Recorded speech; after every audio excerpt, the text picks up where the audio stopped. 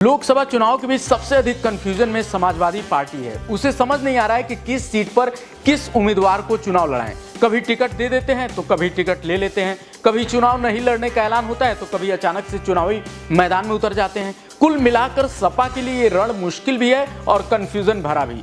अब नया मामला कन्नौज सीट का है। अभी तक यहाँ उम्मीदवार तेज प्रताप थे, लेकिन अब अचानक से यहाँ अखिलेश यादव चुनाव लड़ने जा रहे हैं। आखिर ऐसा क्या हुआ है और सपा इतने कंफ्यूजन में क्यों है चुनाव के बीच?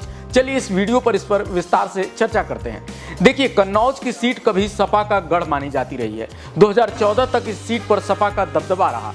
अखिलेश यादव की पत्नी 2014 में यहां से सांसद बनी, लेकिन 2019 आते आते सपा का यह गढ़ उनसे छिन गया। 2019 में इस सीट पर बीजेपी ने कब्जा कर लिया।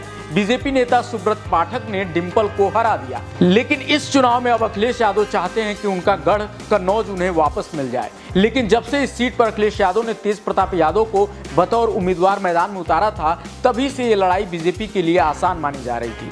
सपा कार्यकर्ता और पार्टी के कई बड़े नेता लगातार अखिलेश यादव से अनुरोध कर रहे थे कि वो खुद वहां से चुनाव लड़े, नहीं तो ये सीट भी हाथ से निकल जाएगी। अब जाकर अखिलेश यादव को भी इसका एहसास हुआ है और उन्होंने अब इस खोई हुई सीट को दोबारा पाने के लिए मैदान में उतरने का फैसला किया है।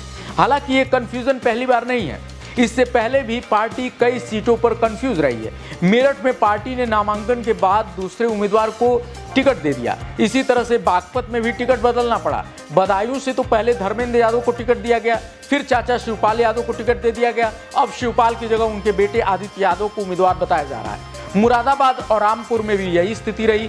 यही वजह है कि पार्टी के कई नेता भी दबी जुबान से ये चर्चा कर रहे हैं कि अभी तक कंफ्यूजन दूर ही नहीं हो पा रही है, जबकि लड़ाई जिस पार्टी से है वो चुनाव से पहले ही यूपी की ज्यादातर सीटों पर अपने दावेदार घोषित कर चुका है।